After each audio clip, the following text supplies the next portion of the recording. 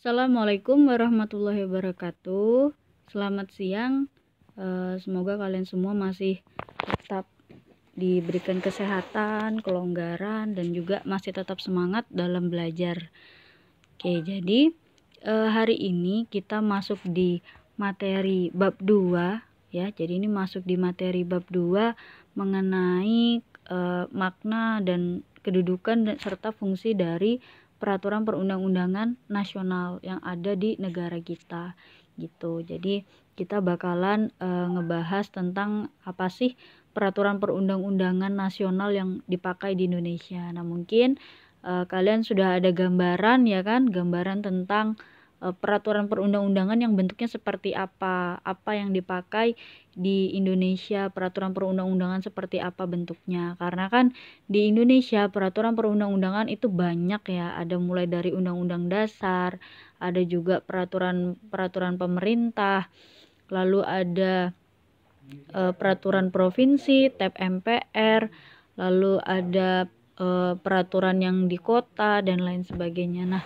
banyak sekali peraturan perundang-undangan nasional yang ada di Indonesia. Namun, kali ini untuk di materi bab 2 ini kita bakalan ngebahas tentang ini dia. Ya, tulisannya agak buram ya. Nah, jadi kita bakalan ngebahas tentang Undang-Undang Dasar, yaitu Undang-Undang Dasar Negara Republik Indonesia tahun 1945. Nah, coba mungkin diingat-ingat lagi dulu di waktu kelas 1 semester 2 insyaallah kita sudah sedikit ngebahas tentang pengesahan ya kan, pengesahan dari Undang-Undang Dasar. Gimana dulu awal prosesnya terbentuk yang namanya Undang-Undang Dasar ini sebagai apa? Sebagai hukum atau peraturan hukum secara tertulis yang dipakai di Indonesia. Nah, dulu gimana sejarahnya? Jadi dulu di awal kemerdekaan Indonesia di tanggal 17 Agustus itu atau sebelumnya sebelum tanggal 17 Agustus juga mendekati awal kemerdekaan Indonesia itu yang paling utama membahas adalah dasar negara ya kan. Mereka merumuskan apa sih yang bakalan dijadikan dasar negara kita, apa yang bakalan dipakai dasar dalam bertingkah laku, dalam hidup maupun semuanya yang dijadikan sebagai dasar dalam suatu negara. Nah, hasil akhirnya dari perundingan itu adalah ini dia yang digambar. Ya, ini yaitu Pancasila. Nah, Pancasila akhirnya dijadikan sebagai dasar dalam negara kita dan di dalamnya banyak sekali nilai-nilai dasar yang baik dan sangat memang berguna untuk kehidupan kita, dan kita sebagai warga negara Indonesia diharapkan bisa sesuai dengan nilai-nilai yang ada di dalam Pancasila tersebut, sehingga dalam beraktivitas sehari-hari kita bisa menerapkan apa yang sudah terdapat di nilai-nilai dasar Pancasila tersebut gitu. Nah, terus setelah disahkan di tanggal 17 Agustus bahwa kita memakai dasar negara yaitu Pancasila, alhasil setelah pembahasan dari dasar negara tersebut kita maksudnya waktu itu sebagai panitia PPKI ya kan, masih ingat, itu membahas peraturan hukum atau dasar hukum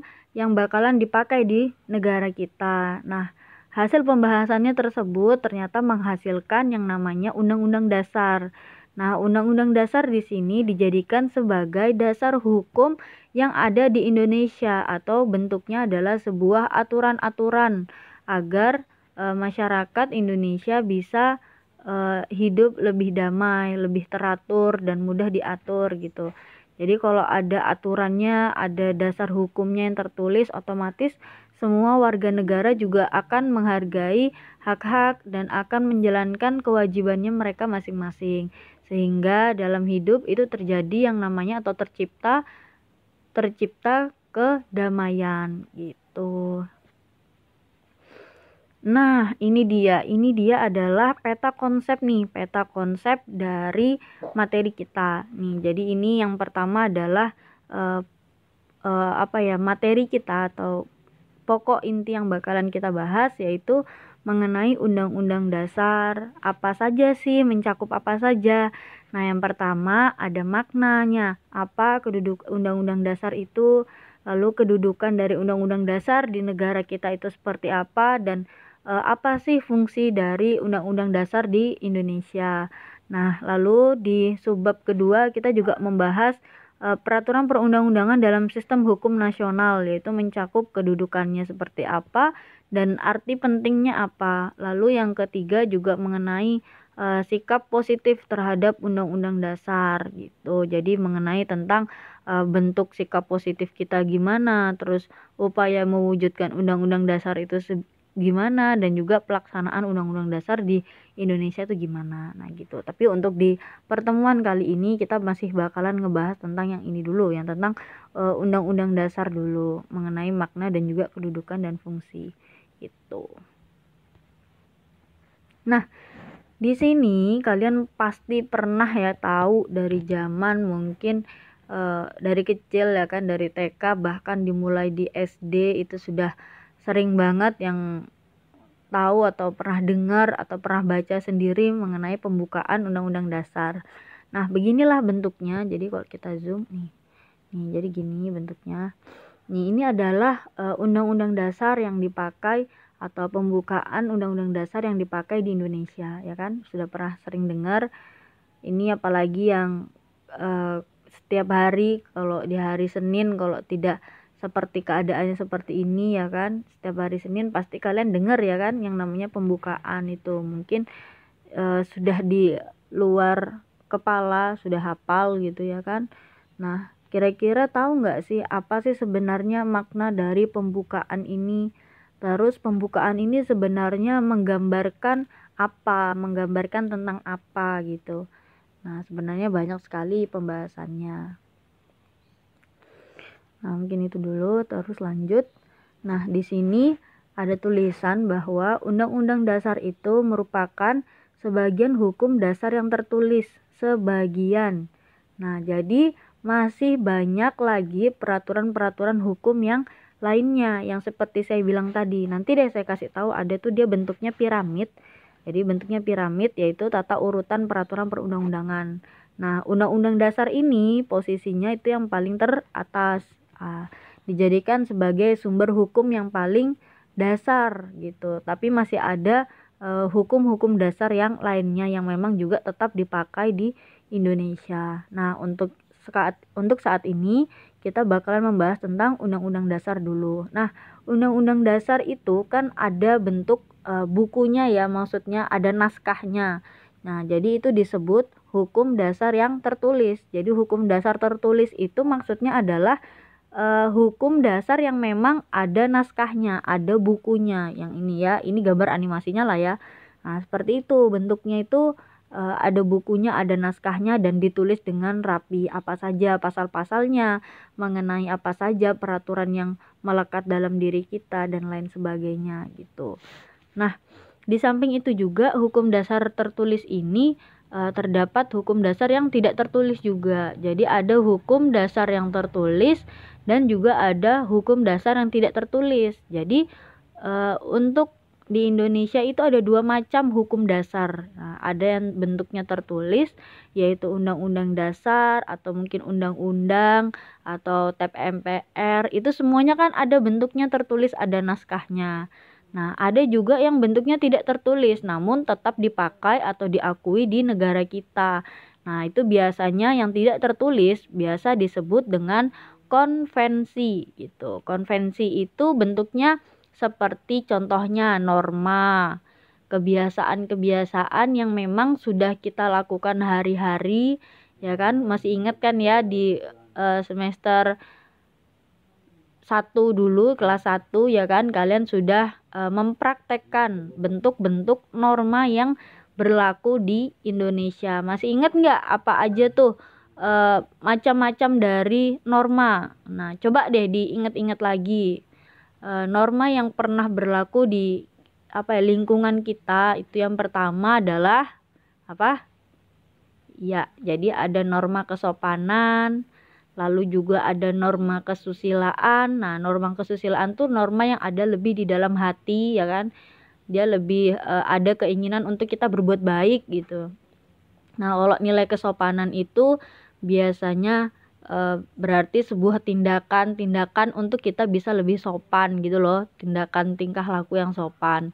Terus selain kesopanan, kesusilaan, ada norma agama, menghargai agama lain, toleransi, dan mau menjalankan ibadah kita sesuai dengan agama kita masing-masing. Nah, lalu juga ada norma hukum. Nah, ini dia norma hukum itu bentuknya adalah peraturan perundang-undangan. Kita bisa atau kita mau berusaha untuk menjalankan norma hukum itu dengan baik. Nah, misalnya di orang tua kalian kan pasti punya yang namanya pajak ya, atau mempunyai kewajiban untuk membayar pajak tepat waktu. Nah, misalnya kalau pajak-pajak di lingkungan keluarga itu biasanya yang kewajibannya harus membayar pajak bumi bangunan atau PBB, atau mungkin kalau punya kendaraan baik motor, baik mobil, nah itu ada pajaknya masing-masing. Nah, terus tuh ada juga ngebayar listrik. Nah, itu kan ngebayar listrik tuh ada pajaknya. Ngebayar air sama aja. Nah, terus yang biasanya kalau hari-hari kita temukan di kehidupan kita, biasanya kalau kalian beli di toko, di swalayan atau mungkin di mall, itu biasanya ada pajak-pajak retribusi ya kan. Berapa persennya, misalnya 20%, atau mungkin biasa disebutkan nominal uangnya 2.000, 1.000 atau 500 atau berapa gitu. Nah, itu juga termasuk kewajiban kita yang memang sudah dibebankan kepada diri kita sendiri. Nah, itulah bentuk-bentuk yang namanya konvensi tadi, yang bentuknya tidak tertulis tapi memang dilakukan kita sehari-hari gitu. Nah, terus lanjut, aturan dasar yang timbul dan terpelihara dalam praktek penyelenggaraan negara meskipun tidak tertulis. Nah, sama yang tadi saya jelaskan bahwa di Indonesia itu memang bentuk hukum itu ada dua macam, ada yang tertulis maupun tidak tertulis. Dan yang tidak tertulis itu memang sudah kita lakukan hari-hari, memang sudah terpelihara di lingkungan kita. Dan kalau kita melanggar hukum yang ada, otomatis juga kita akan mendapatkan sanksi ya kan, baik sanksi secara hukum tersebut maupun sanksi sosial gitu. Misalnya aja contoh kecilnya, kalau kita tidak sopan, kalau kita tidak takzim pada orang yang dituakan atau mungkin pada guru-guru kalian, nah otomatis kalian pasti dipandang oleh orang itu, nih anak misalnya kenapa ya begini, kok dia nggak sopan ya sama orang tua, kok berbicaranya seenaknya aja, tidak memperhatikan kosakatanya, atau mungkin tingkah lakunya yang tidak sopan. Ada orang tua berbicara di depannya ternyata lewat-lewat aja tanpa ada bilang permisi atau gimana gitu. Nah, otomatis kan kalian pasti akan dipandang kurang baik gitulah sama orang-orang atau sekitar kalian gitu. Nah, lanjut lagi di materi selanjutnya, ini dia. Nah, hukum dasar yang tidak tertulis tadi namanya konvensi, ya tadi seperti saya bicarakan. Nah, sebagai hukum dasar, Undang-Undang Dasar Negara Republik Indonesia merupakan sumber hukum bagi peraturan perundang-undangan dan merupakan hukum tertinggi dalam tata urutan peraturan perundang-undangan di Indonesia. Nah, seperti yang saya bilang bahwa Undang-Undang Dasar itu kedudukannya adalah hukum dasar yang paling tertinggi di Indonesia. Jadi yang paling mungkin dasar dasar dari segala hukum atau dasar dari segala semua yang ada di Indonesia itu kan adalah yang paling tertinggi Pancasila. Namun kalau hukum doang, maksudnya tentang hukum yang paling dasar yang dipakai di Indonesia itu adalah Undang-Undang Dasar gitu. Jadi beda ya antara dasar negara sama hukum dasar. Jadi kalau dasar negara itu dijadikan sebagai semua patokan, bukan hanya hukum, bukan hanya di bidang hukum, tapi juga bisa di bidang sosial, di bidang politik, di bidang bagian pertahanan dan keamanan negara, bagian budaya. Nah, itu semuanya dijadikan dasar dalam segala ranah bidang gitu. Kalau misalnya Pancasila, tapi kalau Undang-Undang Dasar itu hanya dijadikan dasar dalam hukum yang dipakai di Indonesia. Hanya itu, hanya di bidang hukum aja, tidak ke bidang ekonomi dan lain sebagainya gitu. Tapi lebih kepada hukum gitu. gitu. Nah, lanjut lagi. Nah, di sini ada perbedaan dari Undang-Undang Dasar baik sebelum dan juga sesudah amandemen. Nah, Indonesia atau Undang-Undang Dasar yang ada di Indonesia ini banyak sekali amandemen ya. Amandemen itu apa sih? Amandemen itu adalah perubahan atau biasa disebut revisi gitulah ya. Dilihat lagi, dianalisis, ternyata Undang-Undang Dasar ini atau peraturan di pasalnya masih kurang sesuai dengan zaman atau sudah tidak relevan lagi dengan keadaan yang saat ini, alhasil perlu diamandemen lagi. Nah, siapa sih kira-kira jabatan yang menganalisis tentang Undang-Undang Dasar tersebut? Coba deh dipikir dulu. Nah, sudah ada gambaran. Jadi jabatan atau siapa orang yang bakalan menganalisis tentang Undang-Undang Dasar itu melihat lagi apakah Undang-Undang Dasar ini masih relevan dengan keadaan di Indonesia atau mungkin tidak. Nah, itu adalah Mahkamah Konstitusi. Jadi Mahkamah Konstitusi itu melihat gimana sih Undang-Undang Dasar pada saat ini yang sudah maksudnya yang sudah ada, apakah masih relevan atau mungkin sudah tidak sesuai lagi dengan zaman. Nah, kalau memang sudah tidak sesuai silakan dirubah gitu. Itu juga tapi berdasarkan juga kesepakatan dari banyak pihak, entah presiden atau mungkin dari DPR gitu.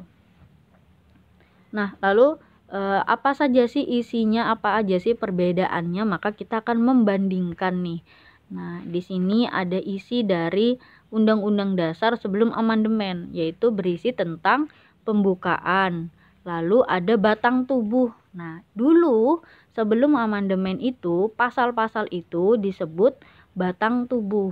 Jadi kalau misalnya kalian belajar atau mungkin kalau kalian lihat-lihat ya kan di awal-awal kemerdekaan itu Undang-Undang Dasar itu bukan pasal-pasal gitu namanya, tapi batang tubuh gitu. Nah, batang tubuh itu isinya apa saja, yaitu ada 16 bab, yaitu 16 tentang apa gitu ya kan, 16 bab, lalu ada 37 pasal, lalu ada 49 ayat, dan di akhir dari undang-undang tersebut ada 4 pasal aturan peralihan dan juga 2 ayat aturan tambahan.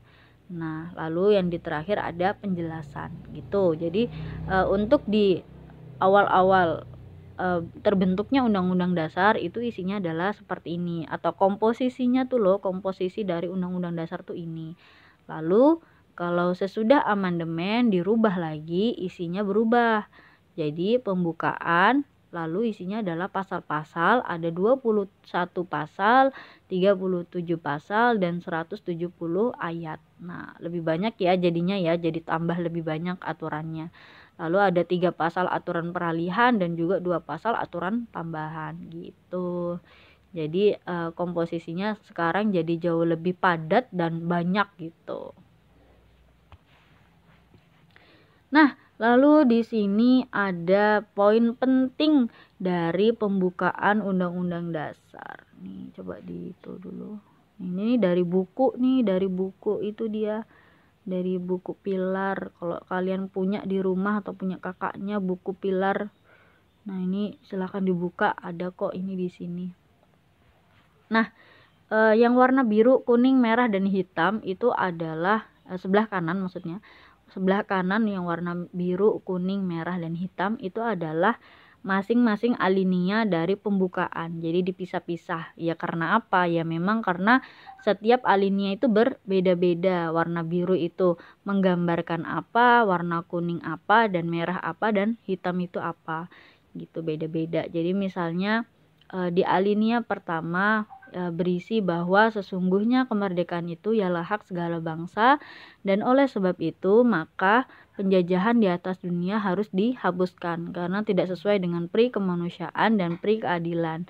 Nah, itu menggambarkan apa sih kira-kira di alinea pertama? Nah, coba dilihat di sampingnya sebelah kiri bahwa ternyata di alinea pertama itu menggambarkan tentang pengakuan kemerdekaan dan juga hak asasi manusia sebagai hak universal tuh umum gitu loh. Jadi sebagai hak yang umum segala bangsa. Nah, di alinea pertama ini menggambarkan bahwa dulu Indonesia itu berdasarkan sejarahnya pernah yang namanya dijajah oleh negara lain. Nah, karena adanya tekanan dari penjajahan yang otomatis membuat kita tidak bisa mandiri untuk melaksanakan apa yang kita mau, ya kan? Karena apa ya? Karena ditekan oleh para penjajah lainnya. Nah, lalu untuk yang di tadi lanjutannya bahwa memang keinginan dari Indonesia pengen yang namanya merdeka, bebas tanpa ada tekanan dari penjajahan, karena yang namanya penjajah ya merenggut hak yang dari kita gitu. Maksudnya kita mau hidup enak, kita mau hidup bebas tuh jadi nggak bisa kerja, jadi harus dipaksa karena di zaman itu banyak sekali yang namanya kerja rodi, kerja paksa, lalu juga ada VOC. Nah, itu kan hak asasi dari kita itu sangat tidak dihargai, ya kan. Jadinya ngebuat kita kerja tanpa dikasih upah atau tanpa diberi hak kita karena kita sudah melakukan pekerjaan. Nah, itu kan tidak enak ya. Jadi ya ngebuat yang namanya kemanusiaan itu sudah tidak ada dan keadilan itu juga sudah mulai direnggut gitu. Jadinya kan nggak enak banget. Nah, lalu di warna kuning yaitu di alinea kedua, dan perjuangan pergerakan kemerdekaan Indonesia telah sampailah kepada saat yang berbahagia. Nah, dengan selamat sentosa mengantarkan rakyat Indonesia ke depan pintu gerbang kemerdekaan negara Indonesia yang merdeka, bersatu, berdaulat, adil dan makmur.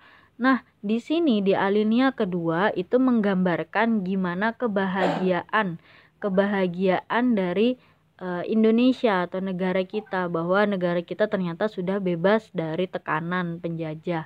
Nah, karena kita sudah mulai merdeka, mulai yang namanya kebebasan itu mulai di depan mata, maka Indonesia harus semangat untuk apa ya? Semangat bersatu agar bisa melawan penjajah dan akhirnya kita bisa mendapatkan yang namanya kemerdekaan. Nah, di sini di sebelah kirinya coba dilihat. Nih, di sini bahwa disebutkan penegasan tentang perjuangan pergerakan kemerdekaan. Nah, tadi yang di warna biru yang di alinea pertama mengenai gimana susahnya kita dijajah, gimana kemanusiaan, rasa kemanusiaan dan juga rasa keadilan itu tidak ada sama sekali. Bahkan hak dari kita sendiri itu pun diambil oleh penjajah. Nah, di alinea kedua itu menggambarkan gimana kita semangat untuk bersatu memperjuangkan negara kita agar bergerak ke arah merdeka gitu. Jadi supaya apa ya? Supaya hidup kita juga lebih berdaulat, lebih makmur dan juga bisa lebih adil gitu. Jadi ini bentuk perjuangan-perjuangan para pahlawan dahulu, ya kan, mempertahankan atau memperjuangkan negara kita sehingga kita bisa ngerasakan hidup di zaman sekarang itu yang merdeka. Mau ngaji, mau sekolah, mau apapun itu jadi lebih enak, lebih gampang. Nah, andaikan mungkin dulu kita terlahir di awal tahun atau di sebelum tahun 1945, mungkin dia ngerasakan gimana susahnya perjuangan, ya kan. Perjuangan negara, baik negara maupun jamaah juga kan benar-benar diuji gitu. Itu perjuangannya berbeda memang gitu. Nah, terus di alinea ketiga dan di alinea keempat itu juga menggambarkan dari perjuangan juga negara kita. Jadi di yang warna merah nih, atas berkat rahmat Allah yang Maha Kuasa dan dengan didorongkan oleh keinginan luhur supaya berkehidupan kebangsaan yang bebas, maka rakyat Indonesia menyatakan dengan ini kemerdekaannya. Nah, di alinea ketiga ini membahas tentang pengakuan terhadap eksistensi bangsa Indonesia sebagai negara yang bertuhan. Nah, jadi di sini ini menggambarkan tentang gimana kita itu eksis gitu loh, maksudnya terkenal di negara luar selain Indonesia, bahwa negara Indonesia ini berketuhanan karena memang negara Indonesia ini mayoritas atau kebanyakan yaitu beragama Islam. Dan pengakuan itu memang sudah kita dapatkan bahwa Indonesia ini termasuk negara yang Islami gitu loh, maksudnya negara yang memang bertuhan dan mempunyai kepercayaan gitu. Dan itu juga karena kita mengakui atau memang kita juga memakai yang namanya atau semua rakyat Indonesia itu memang beragama. Nah, dengan agama itu ternyata itu malah membuat atau membantu kita dalam merdeka. Jadi kita merdeka itu bukan karena perjuangan dari diri kita sendiri atau dari para pahlawan kita terdahulu, namun juga karena adanya bantuan dari Allah Subhanahu wa taala gitu. Nah, lalu di alinea keempat ini banyak, nanti silakan dibaca sendiri. Jadi intinya dari alinea keempat ini mengenai bagaimana tujuan negara kita. Tujuan negara kita ini mau dibawa kemana, yaitu untuk apa? Banyak sekali tuh. Yang pertama adalah untuk mensejahterakan masyarakatnya. Nah, sejahtera gitu loh hidupnya. Lalu juga mencerdaskan kehidupan bangsa dan juga ikut melaksanakan ketertiban dunia yang berdasarkan kemerdekaan, perdamaian abadi, dan keadilan sosial. Jadi makanya kesejahteraan itu yang paling utama. Jangan sampai rakyat Indonesia ini malah nggak sejahtera, hidup susah, terus nggak diberikan bantuan. Nah, itu udah bukan tujuan dari negara kita. Makanya banyak sekali di masa pandemi ini banyak sekali bantuan-bantuan dari pihak pemerintah, ya kan, baik pemerintah pusat maupun daerah atau kota maupun juga dari kita nih, dari jamaah gitu. Jadi memang supaya berusaha gimana caranya masyarakat Indonesia ini bisa lancar lah hidupnya, nggak sampai kesusahan gitu. Nah, lalu mencerdaskan kehidupan bangsa. Jadi kalian kan sekarang memang ada ya sebuah peraturan bahwa Indonesia ini wajib yang namanya pendidikan, ya kan, baik pendidikan 12 tahun. Nah, itu sampai SMA, lulus SMA.